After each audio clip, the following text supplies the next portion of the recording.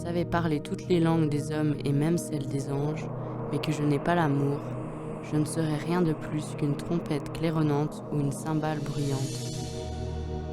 Si je n'ai pas l'amour, j'ai beau être le plus inspiré des porte-paroles de Dieu, connaître tous les secrets de son plan et être versé dans toutes les sciences, je peux même avoir une foi absolue au point de transporter des montagnes. Sans amour, je ne suis rien.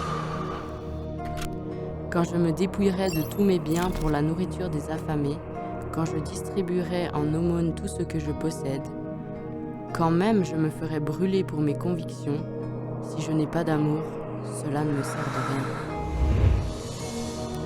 Celui qui aime est patient, il sait attendre, son cœur est largement ouvert aux autres. Il est serviable, plein de bonté et de bienveillance. Il cherche à être constructif et se plaît à faire du bien aux autres.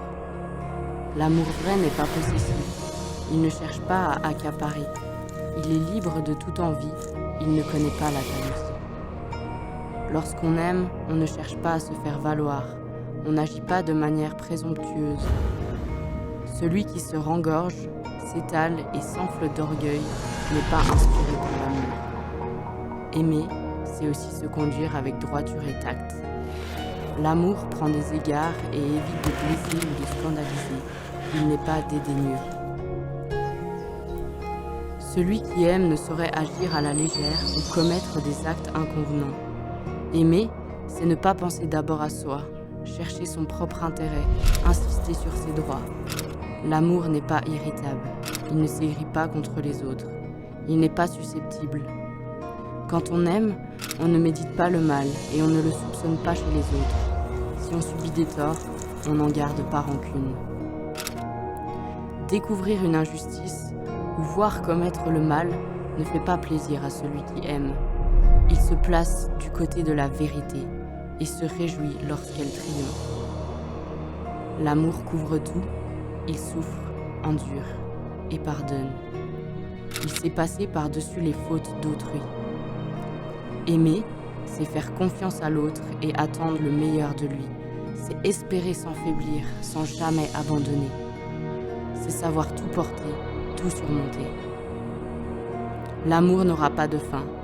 Les prédications inspirées passeront, les prières en langue cesseront et toutes nos connaissances s'évanouiront.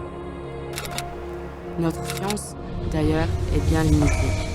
Nous ne connaissons que quelques fragments de la vérité.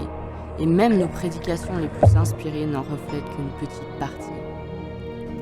Mais le jour où la perfection apparaîtra, ce qui est fragmentaire se trouvera dépassé et toute imperfection tombera.